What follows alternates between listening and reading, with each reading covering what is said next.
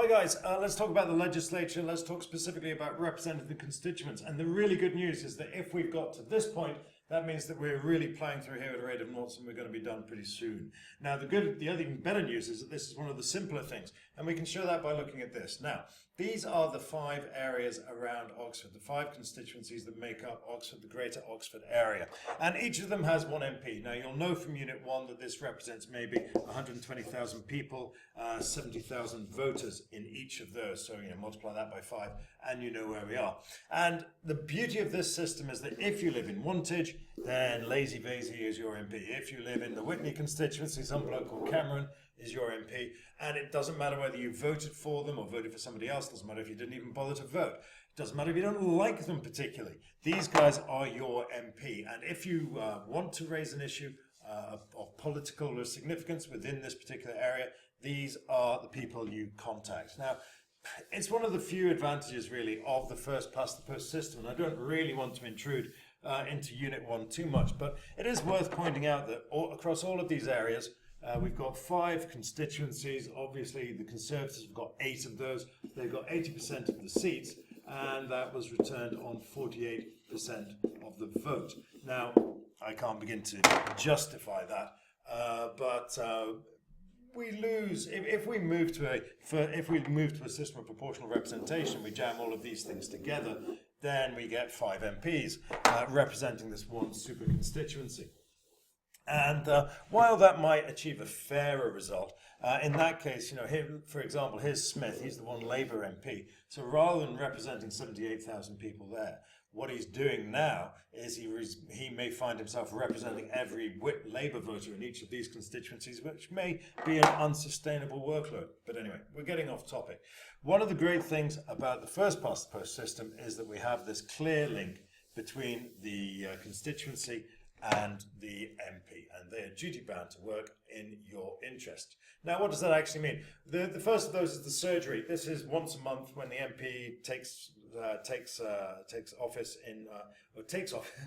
goes to his office and opens the door, and you can go in and you can have a moan, and boy do they moan. Working the constituency, that means basically attending functions, visiting schools and businesses, getting themselves seen, seeing people, listening to the vibe on the street, finding out what the punters want, and using that to inform the decisions they make when they go back to Westminster.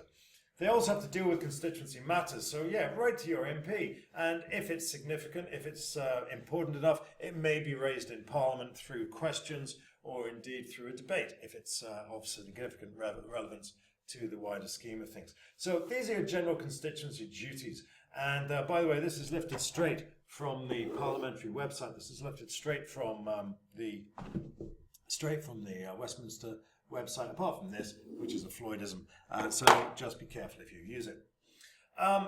There is, however, a problem, and that is that the MP is really a servant of 2 masters.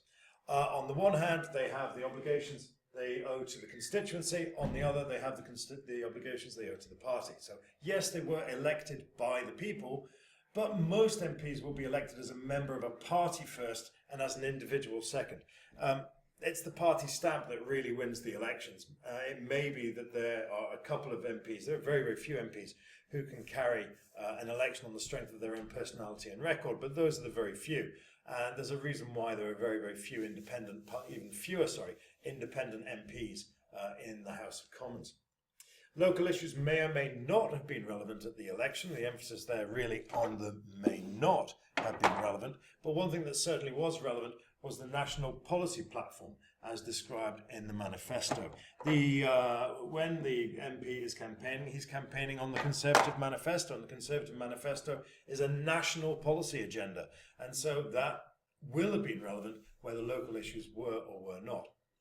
And so while they're duty bound to represent the people, their constituents, they're also duty bound to follow directives in Parliament. Whether it's because of this, because they were elected on that national platform, or because they're essentially elected as a member of a wider party. Either way, we find that the MP is a servant of 2 masters. Now, they get to hide that particular conflict in this notion of Burkean representation. That is that when we return an MP, they're returned not as a proxy or a delegate, that is not as a sock puppet for their constituents, but rather they are returned so that they might exercise their judgment. And so it may be that while the constituency wants one thing, they'll say, well, I can understand why you want that, but in the grander scheme of things, that would be wrong. And so I'm going to suggest that we do this. Now, when they do that, of course, the whole point is that they will put themselves forward. They would hold themselves accountable at the next election. And at that point, the constituents will decide whether or not they think they've done a good enough job.